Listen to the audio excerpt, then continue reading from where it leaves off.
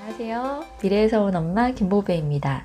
제가 어제 스파이더맨 Far From Home이라는 영화를 보고 왔어요. 저는 정말 스파이더맨을 좋아하거든요. 영웅 시리즈물 중에 스파이더맨을 제일 좋아하고 스파이더맨 관련된 시리즈는 다 본 것 같아요. 그런데 이번 영화는 저한테 더 특별하게 와닿았어요. 그 이유는 인공지능과 그리고 가상현실 이런 기술에 대해서 정말 잘 보여주는 영화라는 생각이 들었기 때문인데요.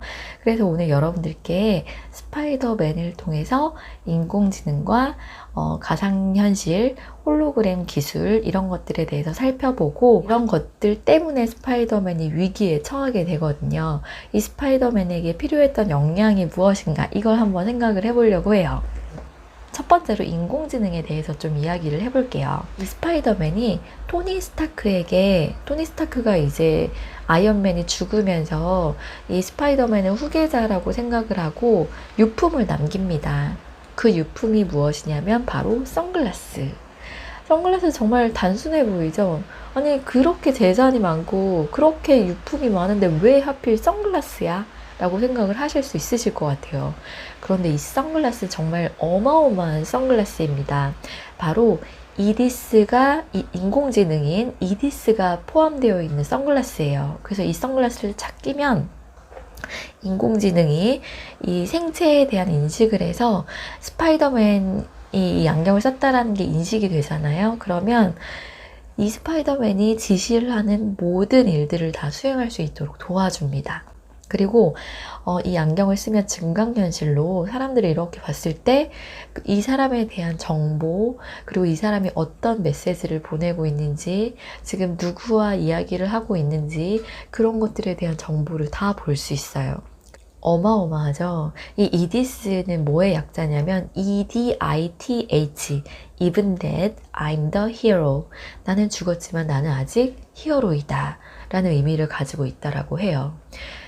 토니 스타크 아이언맨은 죽었지만 이 아이언맨이 남겨놓은 이 인공지능, 자기의 어떤 그 모든 기술이 총망라된 것을 지휘할 수 있는 힘을 가진 이 이디스, 이것이 이제 영웅으로서 계속해서 살아남아있다, 자기의 그 기술이 살아남아있다, 이런 의미가 아니었을까 생각을 해봅니다. 미스테리오라는 전 세계의 영웅을 꿈꾸는 그런 욕망을 가진 남자가 있습니다. 그래서 이 사람은 다양한 분야의 기술자, 그런데 이제 토니 스타크와 등을 진 그런 기술자들을 모아서 그룹을 만들어요. 이 그룹을 만들어서 가상현실, 아주 모든 사람들을 다 속일 수 있는 그런 가상현실을 만들어냅니다. 홀로그램 영상기를 드론에다가 달아서 이제 드론이 막 하늘을 날아다니면서 이 홀로그램을 보여줘요. 그런데 이 홀로그램에 등장한 이 괴물은 정말 현실과 똑같아 보이는 그런 괴물이에요. 그래서 사람들은 이 괴물을 너무너무 무서워하고 정말 다 이제 까무라치는 거죠. 이 괴물을 보고.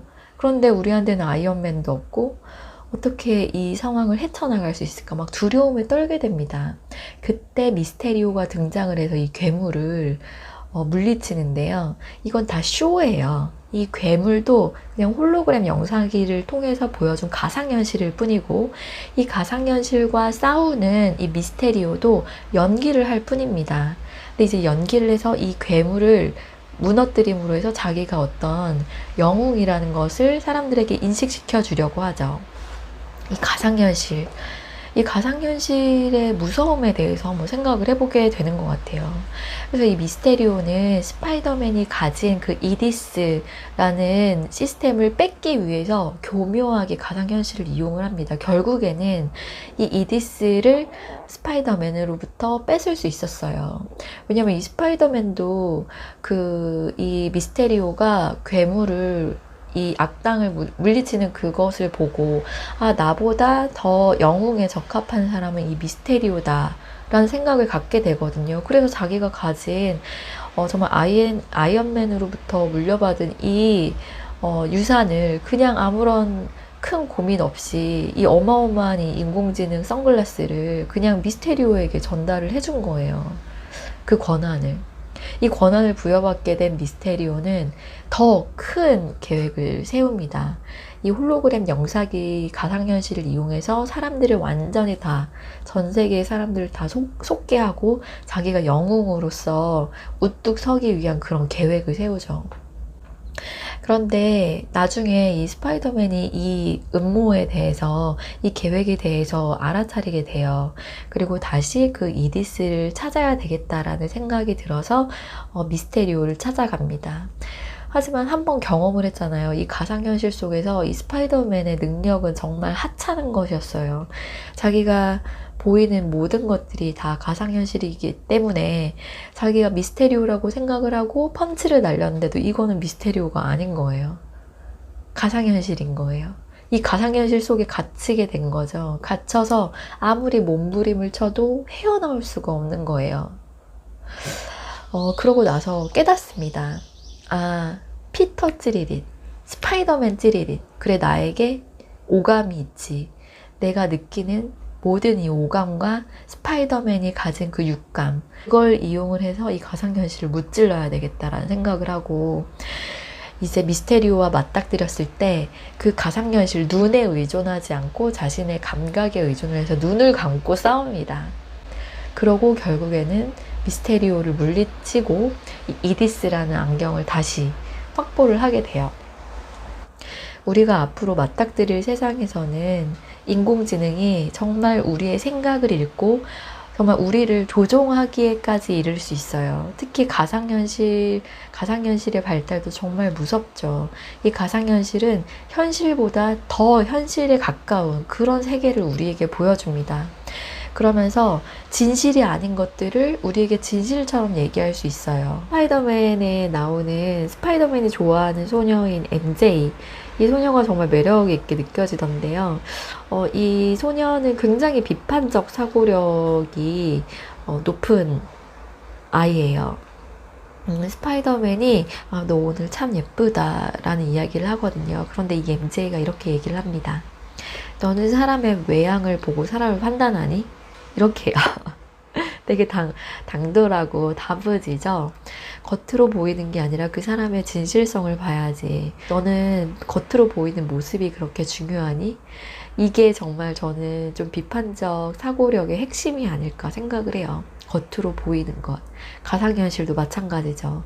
정말 더 현실같이 보이는 것. 현실보다 더 현실 같은 그 가상현실. 그 안에서 우리가 봐야 될 건 겉으로 보이는 게 아니라 그 안에 있는 진실성에 대해서 추구를 해야 되겠죠.